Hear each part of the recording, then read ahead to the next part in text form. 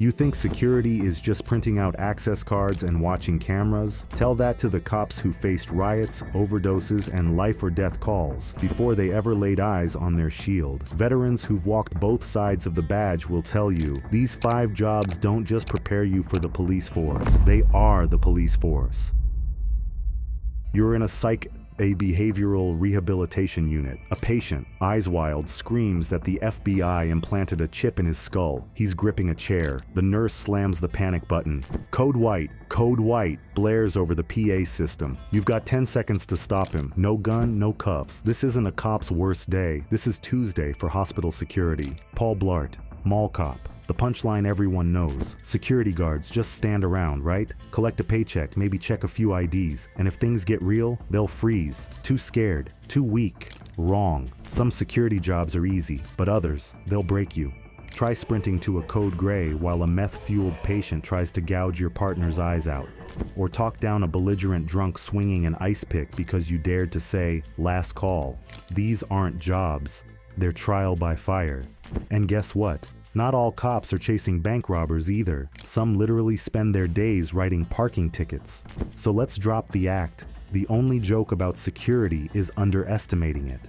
Legally, cops and security play different games. Cops have the rulebook, arrest powers, handcuffs, qualified immunity. Security, they're playing chess with half the pieces. No badge, no gun, no stop or I'll shoot. And definitely no mayor standing next to the police chief at a press briefing, assuring everyone the shooting was justified, whether it was or not. But here's the kicker. Cops can force compliance. Security, they have to earn it. Talk down the tweaker, calm the paranoid schizophrenic, defuse the gangbanger staring you down in the hallway, all while unarmed, unprotected, and one wrong word away from a lawsuit. Now, if you ask me, that's a superpower. You think that's easy? Try it. Then tell me security guards don't do nothing. So if you still think security is a cushy gig, buckle up. These 5 jobs aren't just hard, they're pressure cookers of human catastrophe. Survive one, and you've got the guts for law enforcement. Survive all 5? The badge isn't an upgrade, it's a formality.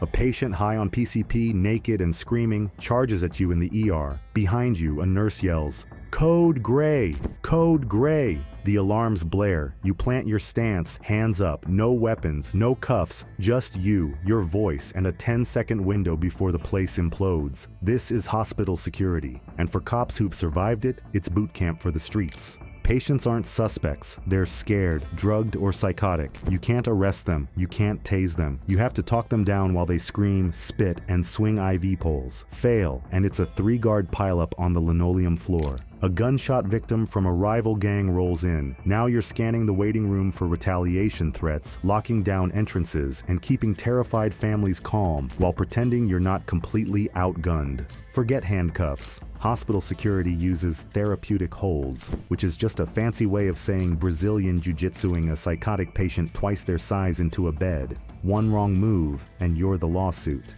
Cops do the same thing every day, except with badges and less paperwork. Nurses don't ask, they bark orders. Compress that wound, clear the hallway, get this addict away from the med cart. You don't have time to hesitate. You act first, think later. Sound familiar, patrol officers? Patience on a knife's edge, calming a schizophrenic patient who thinks you're a Russian spy. Situational spider sense, spotting the gang member lurking by the vending machine. EMT level cool, stopping a seizure, containing a TB outbreak, dodging a bloodborne pathogen. Hospital security isn't just a job, it's an avalanche of human crisis. Survive here, and the patrol car feels like a promotion. But if you think this job is tough, wait until you hear about the next one. You're not a cop, you're not a social worker, you're the human firewall between desperation and disaster. Welcome to low-income housing security, where every shift is a masterclass in survival. These places aren't just low-income housing, they're stacked dominoes. One push, and everything falls. Missed rent, broken elevators, kids sleeping in closets. Gangs don't thrive here because they want to. They thrive because the system failed. And when that gasket blows, you're the first target. The NYPD Housing Bureau polices some of these developments, but not all. Some landlords don't hire cops here, they hire us. Because cops cost too much and tragedy, that's free. So instead of officers, they put a guy in a polyester flight jacket behind a desk. That guy, he's not a cop, he's a security guard. Domestic disputes here aren't arguments, they're Molotov cocktails of rage. You hear the screaming first, then the shattering glass, then the blood. Now, you're racing upstairs, unarmed, to stop a husband from beating his wife with a toaster. Why? Because PD's 15 minutes out, and 15 minutes is a lifetime in hell. You ever talk down a man holding a knife to his own kid's throat? That's not security work, that's wartime diplomacy. Clicks, sets, crews with no names. They don't care about your no loitering sign, they care about respect. Stand at the front desk, tell tenants to sign in, and suddenly you're a cop imposter. Never mind that your jacket literally says security in giant white letters. To them, you're 12. To them, you're the enemy. Walk around too scared to make eye contact, you will get run over. Act like a hard ass, they'll test you for fun. Walk too soft, they'll spit on you. Walk too hard, they'll jump you. Walk just right, you might live to clock out. If you can't find the balance, you'll either get ignored, get fired, or get hurt. In these halls, threats don't wear uniforms. The quiet guy shuffling mail, he got the pipe on him. The teen just hanging out, he's scouting. You learn to see the invisible, the twitch of a hand, the bulge by a pocket, the silence before the storm. Cops have handcuffs. We have words. Talk a meth head out of torching his apartment. Convince a mom not to stab her dealer. Do it wrong? Congrats. You're a hostage. Do it right? You're a ghost. Nobody thanks you. Nobody sees you. But the body count stays at 0. You're not enforcing laws here. You're negotiating tribal treaties. Earn too much trust? You're a snitch. Earn too little? You're a target. The sweet spot? Being the guy they don't like, but won't test. In the academy, they teach you to serve and protect. Here, you learn to read and survive. Every domestic call, that's your future DV response. Every gang standoff, that's your active shooter drill. By the time you hit the streets as a cop, you've already seen the monster, and you know how to look it in the eye. But if you think housing security is the peak, tap, rack, and bang, the next job makes this look like daycare recess. You're not guarding a station, you're babysitting a powder keg. One spark, a shove, a scream, a jump, and the whole place pops off. Welcome to transit security, where every shift is a live fire drill for the soul. Subways don't discriminate. CEOs, addicts, tourists, gangbangers, all crammed into one sweating metal tube. Your job? Keep the peace when peace means a homeless man pissing on a turnstile, teens throwing punches over a sideways glance, and a meth head screaming that the rats are out to get him. Yo, you just let that happen? Yeah, you. Standing there in your allied universal windbreaker, armed with nothing but a radio and a flashlight. They don't care that you're not allowed to physically stop anyone. To them, you're just standing around, do your damn job. The MTA's new private security guards, hired to deter fare evasion and subway crime, have been largely ineffective, standing by as fare beaters jump turnstiles without intervention. Fare evaders, they're the least of your problems. The real crime? Expecting you to stop anarchy with a flashlight and a walkie-talkie. That guy pacing too close to the tracks? Is he suicidal, high, or just impatient? You have 3 seconds to decide. Grab him and you're a hero, or a lawsuit. Hesitate and he's a headline. San Francisco lets guards yank people back from the edge. Most cities, they'd rather you let them jump. People get shoved, people jump. Sometimes you're close enough to grab them in time. Sometimes you're not. And when that train screams through the tunnel, there's no do-overs. Homeless camps in the stairwell. A rabid dog snarling at commuters. You call it in. Cops take 45 minutes. The crowd's boiling. Useless rent-a-cop, so you step in.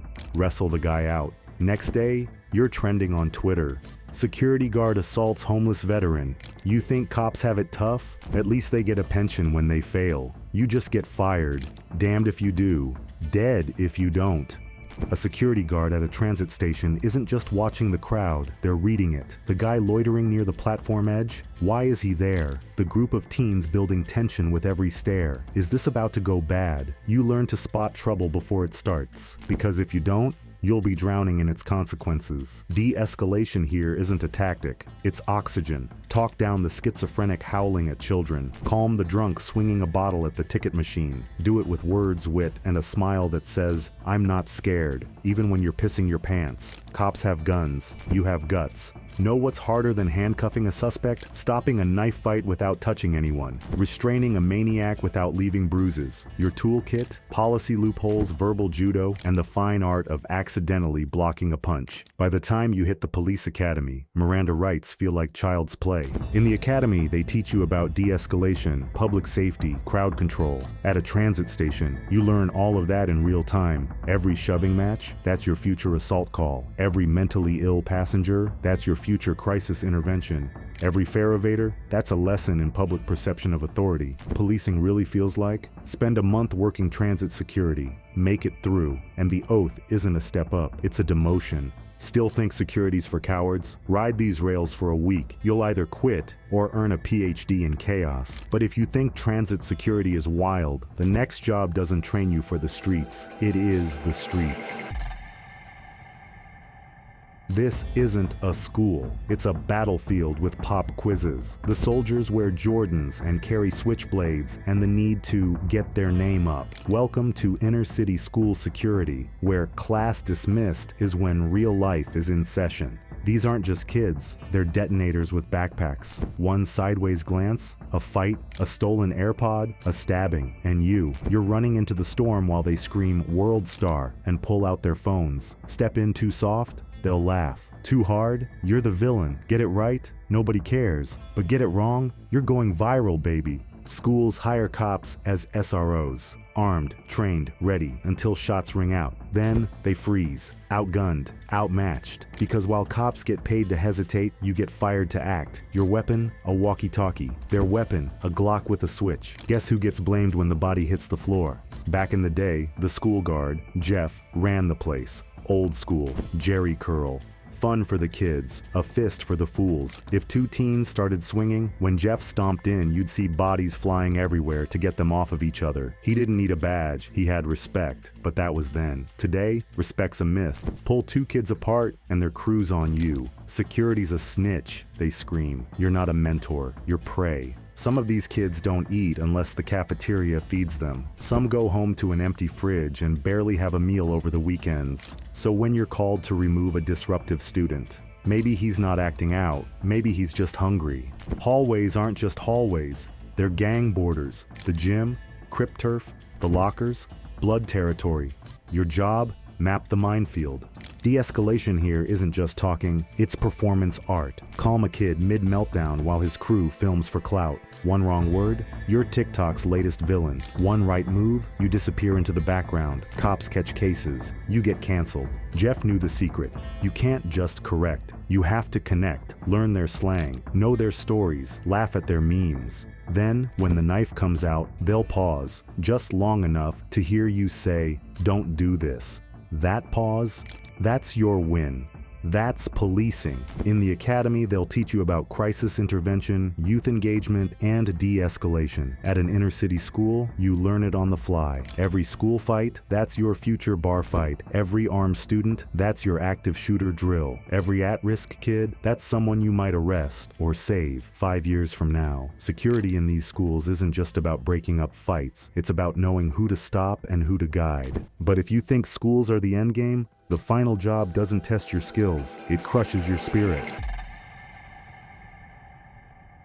Midnight at the shelter. A man stumbles in, jaw clenched, hands trembling. Withdrawal, psychosis, just cold, doesn't matter. He's here. And the guard at the door, she's all that stands between him and the 200 souls sleeping inside. One wrong move, and tonight's dinner isn't just soup. Shelters aren't just beds. They're the ER for society's collapse. Some who find themselves here are veterans still fighting wars in their heads. Some lost their jobs, their insurance, then their meds, then their homes. Others, they burned every bridge, stole from everyone who loved them, chased a high until the only thing left was the street. PTSD, bipolar disorder, schizophrenia, a cocktail of untreated conditions, self-medicated with whatever they could get their hands on. Some just want a warm bed. Others, they want something from the guy sleeping next to them. You're on intake. A metal detector, a wand, and a gut feeling. The man in front of you, agitated, pacing. Dealer didn't pick up, and now he's pissed. He doesn't want to be searched. Why? Is he hiding a needle or a knife? You step in. He steps up. He's not just testing you. He's looking for an excuse. Let him in, and he might open his wrists in the bathroom. Turn him away, and he'll freeze to death in the alley. There's no right answer, only survivors. 3 a.m. The shelter's a tinderbox. 2 men brawl over a stolen blanket. A woman screams that the voices are back. You're alone. No backup. No taser. Just your voice and the cold truth. Fail here, and the morning headlines won't blame the system. They'll blame you. It's easy to say, have empathy, and you should. Homelessness is a failure of the system, not just the individual. In the richest country on earth, billionaires step over people sleeping in the street on their way to their quarterly earnings meeting. But empathy won't stop a rusty screwdriver from going between your ribs. The public? They don't see what you see. They see the viral clips. Security guard fights homeless man.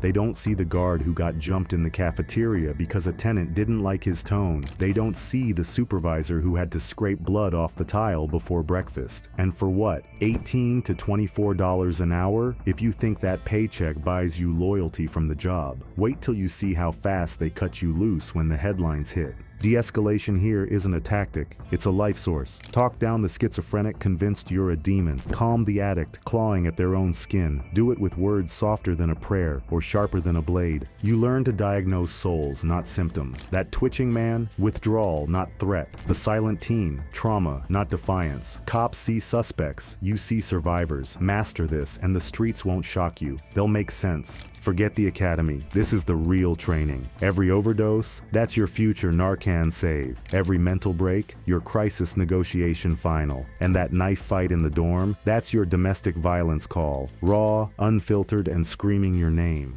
Work here, and the gun, shield, and squad car don't mean your foot's on the rung up the ladder to success. Just that it's merely a footnote. Security guards don't quit this job because it's hard. They quit because it's human. You'll never unsee the veteran sobbing into his hands, the mother trading her body for a bed, the kid who aged out of foster care and into your shelter. You'll carry them long after you clock out. But make it here, you'll carry the streets like a second skin. If you've endured these jobs, you know the truth. Security isn't a stepping stone. It's rock climbing up Mount Everest with no rope, no safety harness, and nothing but more rocks to break your fall. You've faced brawls, withdrawals, and human agony most cops will never see. So drop a comment and tell us, which job would break a rookie cop? What did I get dead wrong? And if you've walked these halls, stations, or shelters, tell me your story. The badge might get the glory, but you've already earned the grit. Like, subscribe, and be safe.